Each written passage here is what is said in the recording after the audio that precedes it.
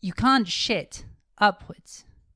So says the protagonist of 2019's The Platform, and I'm going to have to take his word for it. It's not a theory I really want to test. The Platform, or by its original name, The Hole, is a 2019 science fiction social thriller made in Spain. The film is set in a tower-like prison, divided up into floors, with 2 people on each floor. Every day, a single platform full of food descends down the tower, stopping briefly at each floor. Those on the upper floors stuff themselves, while those below starve. You may bring one item of your choice in with you, be that a book, a weapon, as long as it's not food.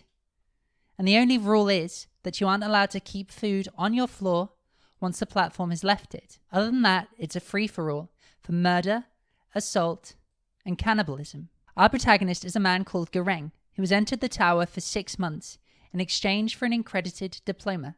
Though a good man, Gareng is corrupted by his time in the prison, and throughout his stay there, he is shaped primarily through his interactions with his 3 different cellmates. Now, I don't really think it takes much of an imagination to realise that this film is a critique of capitalism. But I think there's something a bit more to it than that. Part 1. Food. Food is everything in the whole. It's power. It is life. The floor you are on determines your access to food, and thus your social standing within the prison. In this highly stratified culture, class mixing is highly discouraged. ¿Los de abajo me oís? Llame a los de abajo. ¿Por qué? Porque están abajo. Los de arriba no le contestarán. ¿Por qué? Porque están arriba. Obvio. Those highest of all are the chefs on floor 0, who, despite obviously having more food available, send the platform to those below just once a day. Each dish is prepared to perfection and must be presented immaculately, despite the fact that prisoners will desecrate and demolish the food the second it reaches their level. The implication of this is that those above do not know the true reality of what lies beneath them, a fact confirmed by Imaguri, previous employee turned volunteer. Through her, we are told that there is enough food for every single person in the prison, but only if rationed appropriately. However, Imaguri is operating under the assumption that there are only 200 floors. When her and Gareng wake up on floor 202, she hangs herself. The truth is, there never was enough doled out for everyone. But in the kitchen, however, it is again through Imaguri that we get our only glimpse into the purpose of what she calls the VSC, the Vertical Self-Management Center, an excellent piece of corporate obfuscation. The purpose of the VSC is to generate a moment of spontaneous solidarity. She views this ultimately as a positive goal, though Gareng is highly doubtful, insistent that the only reason they'd want to create such a thing is to learn how to crush it. This solidarity, however, is hard to come by when, by nature, the VSC forces its occupants to dehumanize each other in order to survive. Gareng spends his first 2 months in the VSC with an older man named Trimagasi. He's evasive at first, barely answering Gareng's questions. His gluttonous consumption and defiling of the food they all must share disgusts Gareng. However, over the course of Gareng's first month, we see, through a montage, them both start to form a friendship. This represents the first corruption of Gareng. He starts to adopt some of Trimagasi's mindset, mimicking his actions and starting to disrespect the food just like Trimagasi, spitting it out, throwing it, dancing on the table. Globally, we throw out about 1/3 of all food produced for human consumption every single year. This equates to roughly 1.3 billion tons of food. For root crops, fruits, vegetables, and other really essential foodstuffs, this actually increases to 50%. And in the global West, the average consumer wastes between 95 to 115 kilograms of food every year. Yet at the same time, the World Health Organization estimates that 820 million people, or about a ninth, live in food poverty. With just 1/4 of the food wasted saved, it would be enough to completely end food poverty on this planet. This mindset of waste and disrespect that Gareng starts to adopt backfires on him very quickly. At the start of his second month, Gureng awakes to find himself tied to the bed. He and Trimagasi are now on floor 171. No food ever reaches this level, not even bones. Though he insists that, because of their friendship, he'll do his best to hold off as long as possible before he starts to eat Gureng. But after a week, well, it's time to start cutting off slices. Here, Trimagasi compares Gureng to escargots, who were purged for 7 days before being eaten. By dehumanizing Gureng, by thinking of him as a snail, an animal, Trimagasi believes it will be easier for him to overcome his objections and eat Gureng. As Trimagasi starts to feast, Gureng is saved by Miharu, a woman who he had previously shown kindness to. Miharu is a prisoner who travels down on the platform every month in search of her child. Though in a less sinister manner, she too makes an animal of Gureng, chewing up a slice of Trimagasi to feed to him, like a mother bird and her young.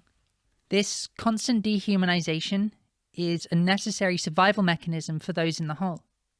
If they didn't do it, how could they live with themselves? And again, later, when meeting Imaguri, she too compares Gureng to an animal. Ironic that when Gureng is forced to eat her after her suicide, he thinks of butchering her body like one would a cow. Ultimately, like in real life, those above squander resources and rejoice in their excess, while those below are likened and reduced to animals, forced to tear each other apart to survive. Part 2. Culture. This dehumanization is doubly extended to the non-white characters we meet. From people comparing the black Baharet to a servant, to Trimagasi's lack of remorse for the illegal immigrant he killed. Even the largely sympathetic Imaguri makes racist comments about Miharu. Gureng is the only major white character not to engage in racism. Systemic racism is as much a part of our world as it is of the VSC. Another thing that these two worlds share is a sense of toxic individualism that drives the prisoner's behaviour towards the food, even to their own detriment. They're not interested in sharing with the lower floors, despite having been in that position, because they're okay right now. Whilst this attitude has obviously always existed, I really feel like the COVID crisis has helped highlight how prevalent it is in the modern world. Well, why do I need to lock down? I'll be fine. I don't need to get a vaccine. I'm young and healthy. It doesn't matter that these measures will protect the vulnerable, protect people within their own communities, because they'll be fine, or at least they think they will. However, in the film and in real life, I feel like it's hard to really lay all of the blame at the doors of the people who are like this. They, like all of us, are simply products of the culture that we inhabit. Why does Gureng start disrespecting the food? Hello, kitten. Because he's taught to by Trimagasi. Why are so many people so shockingly self-centered? Because they are taught to be that way by the capitalist structures that they grew up in. Change is needed, but as Gureng tells Imaguri, change is never spontaneous. What is needed is a catalyst. Quizá por eso está usted aquí. The path Gureng decides to take draws parallels with his beloved Don Quixote. In the novel, the eponymous hero, a confused and befuddled nobleman, sets out to become a chivalrous knight-errant after reading too many books. Gureng, with his very own Sancho Panza in Baharet, does much the same. Like Don Quixote, they leave their abundance of riches, level 6, and embark on a mission to change the world. What they attempt is essentially a socialist regime change in the whole, riding the platform down to dole out food to the lower levels. Their first recourse is to violence. However, when Baharet is reunited with his mentor, they shift to diplomacy first, and decide they need to send a message to those above. Food is power in the whole, so, to send a message back up to level 0, they decide to send one perfectly preserved dish all the way back up, whilst keeping the masses fed and alive. The panna cotta is the message. Ultimately, their attempts at diplomacy are not as successful as they would like, and their revolution meets with resistance and, inevitably, turns violent. However, they do succeed in bringing food down to those who normally would go without.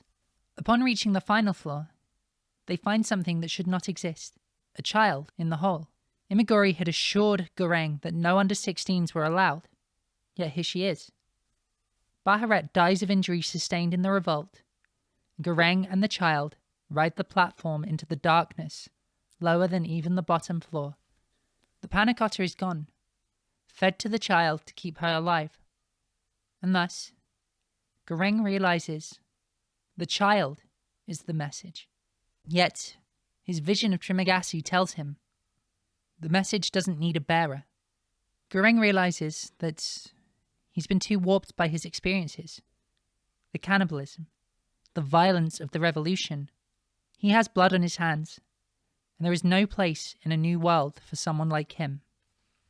And so, he remains in darkness. He sends the girl up on the platform, putting faith in a change neither he nor the audience will ever see. Part 3. Religion. The question of religion, of faith, comes up a lot in the platform. Religion is invoked in fear, in derision, in discrimination, but also for survival, for hope. When Gareng is starving on floor 202 with the body of Imaguri, he imagines her and Trimagasi there with him, and she recites John 6:54 to 56. Trimagasi and Imagiri are now one with Gareng, after he has consumed them. In this montage, we also see him eating pages of Don Quixote, foreshadowing his later chivalrous, if perhaps misguided, attempts at heroism. For his heroics, Gareng is referred to, sarcastically, as the Messiah on several occasions. When denied food by Gareng and Baharat, one prisoner points out that the Messiah should be multiplying the food, not taking it from their mouths. But Gareng is not Jesus Christ. He is, as his vision of Imagiri so eloquently puts it, the Messiah of shit. Whilst the real Messiah might be able to influence those up above, Gareng can only coerce those below.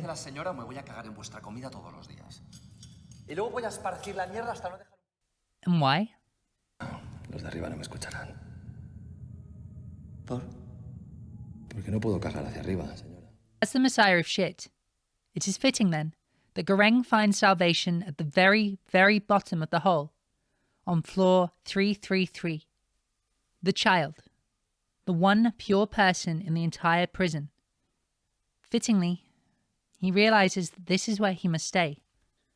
After all, he can't shit upwards.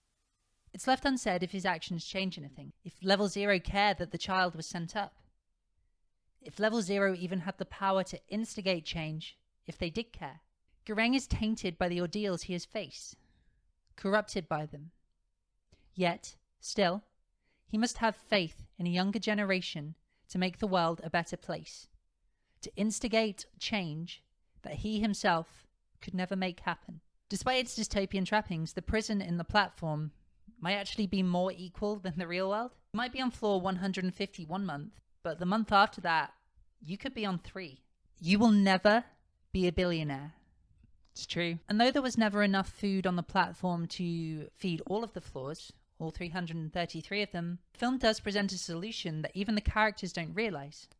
And they present us this through Imaguri and her dog. They alternate days that they eat. The platform is a film rife with symbolism, both on the nose and more subtle. The film isn't shy about its core messaging, capitalism bad, but there's more to uncover for those who want to peel back the layers a bit. Gareng's revolution turns to violence, yet still he is able to bring hope, food, to a lot of people who otherwise would have gone without. Is it worth it?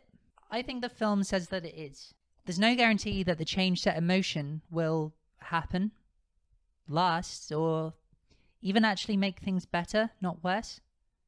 But nothing would have changed without the attempt. Change is never spontaneous, and change is desperately, desperately needed.